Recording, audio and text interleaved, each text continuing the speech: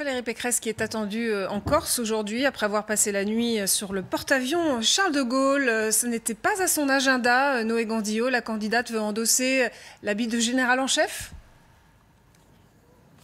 Oui, aucune caméra, aucun micro, aucun journaliste, mais un symbole important, celui d'une candidate invitée à passer la nuit à bord du Charles de Gaulle. Elle a embarqué hier dans l'après-midi sur le porte-avions après un court vol en hélicoptère depuis Ajaccio.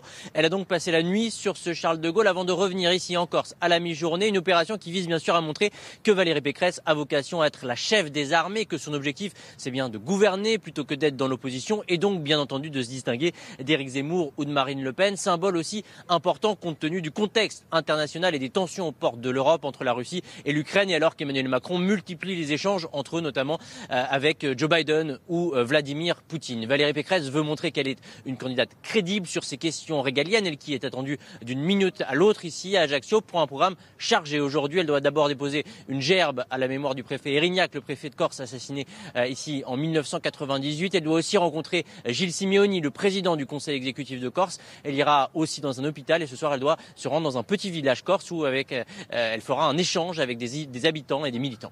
Merci beaucoup Noé Gandillot en direct de Corse. Autre candidate, Marine Le Pen, qui vient de recevoir il y a quelques heures le soutien d'une personnalité à l'étranger, le chef du gouvernement hongrois, Viktor Orban, un homme qui est souvent décrié en France, Damien Fleureau, mais c'est quand même une très bonne nouvelle pour elle, notamment dans son duel avec Éric Zemmour. Oui, c'est vrai qu'ils se sont vus le week-end dernier, c'était samedi à Madrid, lors d'une convention de formation d'extrême droite européenne. Et Viktor Orban avait déjà dit sa préférence pour Marine Le Pen. On l'avait interrogé sur les défections dans le camp de la candidate du Rassemblement national et s'il pouvait ou pas soutenir éventuellement Éric Zemmour dans cette campagne présidentielle.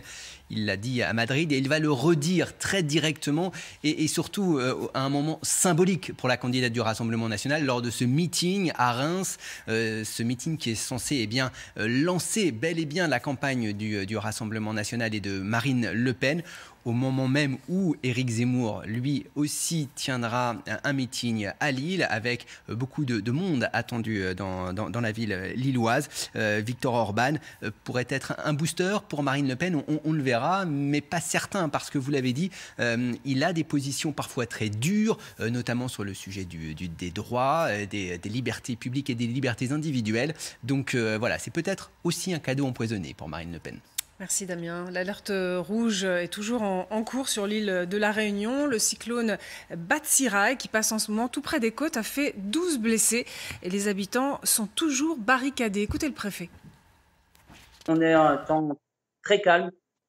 On a eu pas mal de vent cette nuit, beaucoup de pluie, mais jamais d'une intensité incroyable. Très régulier, du vent, des averses.